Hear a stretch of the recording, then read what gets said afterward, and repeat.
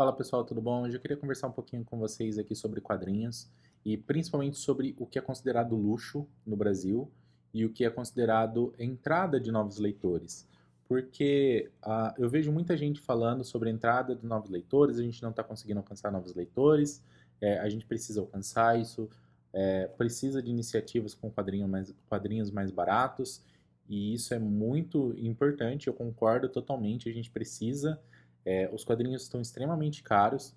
Eu acho que a gente tem que ter meios de distribuição que permitam que isso aconteça. A Amazon, depois a gente pode fazer um vídeo sobre isso, mas a Amazon tem prejudicado muito o preço dos quadrinhos no Brasil, praticamente dobrado o preço dos quadrinhos. Não é só o valor do papel, o papel, o gráfico e tudo mais deixam o quadrinho muito caro, mas tem a questão Amazon, que é o que faz com que as editoras forneçam lotes para a Amazon para garantir que esse quadrinho seja impresso, e isso faz com que o quadrinho aumente o custo, porque eles precisam que esse quadrinho custe mais para que esse valor da Amazon seja abatido lá na frente.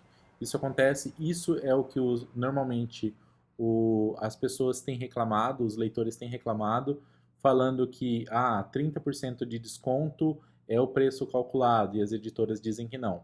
Mas a grande questão não é que isso não é o preço de capa do quadrinho, mas ele já é o preço previsto. Ele é o preço que a hora que você vai vender para a Amazon, você já sabe que você vai ter que vender com 55% ali, e então o preço do seu quadrinho não pode ser muito baixo, porque se você fizer ele baixo, você não vai conseguir recuperar esse valor vendendo os outros quadrinhos e vendendo em alta quantidade. E você precisa desse valor para conseguir financiar o seu lançamento. Então, esse é o primeiro ponto. A Amazon tem impactado muito nisso. E o outro ponto que eu queria conversar aqui é sobre o que é considerado luxo. No Brasil, a gente está tendo uma visão muito estranha sobre luxo e entrada de novos leitores. Uma capa dura é considerado luxo no Brasil.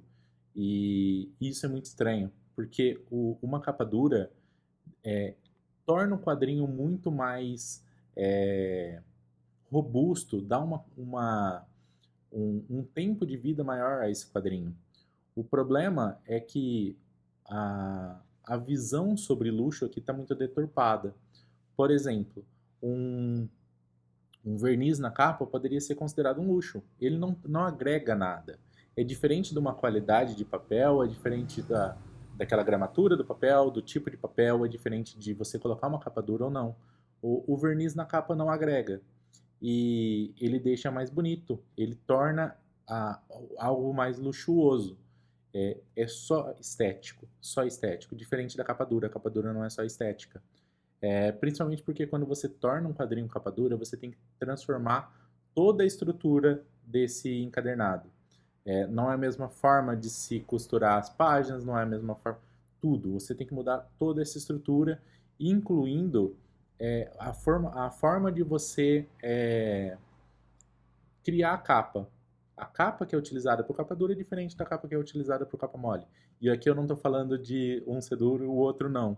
Mas o desenho, o formato que você manda para a gráfica é diferente. O recorte, né? Acho que é mais sobre isso. Então, acho que a gente precisa entender e eu queria entender o que vocês acham. Comentem aí o que vocês acham sobre isso, sobre o que é visto como capa dura, o que é visto como capa mole, e se vocês acham que realmente ter quadrinhos só baratos fazem essa entrada de novos usuários, ou, por exemplo, iniciativas como a gente teve ali com Biblioteca Salvati. Biblioteca Salvati trouxe muita gente nova, principalmente porque estava valorizando o visual. Então, fazia com que o usuário chegava aos quadrinhos através de formar uma estante. Não era nem sobre leitura. Ele foi se aproximando da leitura ou não, muitas vezes não, mas através disso. E isso é ruim? Vocês também. Eu queria saber de vocês se vocês acham isso ruim.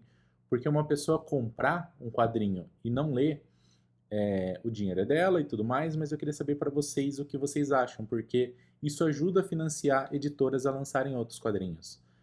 Ajuda a gente garantir que sempre tenha público. Mesmo que o visual não seja relevante pra gente, que a parte eu não quero ter uma lombada dessa, isso aqui não serve nada pra mim, e mas isso trouxe pessoas, isso fez com que novos leitores fossem formados. Alguns canais do YouTube são formados justamente por acompanhar exatamente essa época. Cresceram justamente por conta dessa época e trouxe muita visibilidade. Até porque isso acompanhou muita entrada de filmes ali, né? Não os primeiros filmes, mas também o boom ali de quando a gente teve Ultimato e tudo mais. Filmes grandes, né? A época de ouro ali da Marvel no cinema. Mas quero saber a opinião de vocês. Coloquem aí e um abraço, até o próximo vídeo.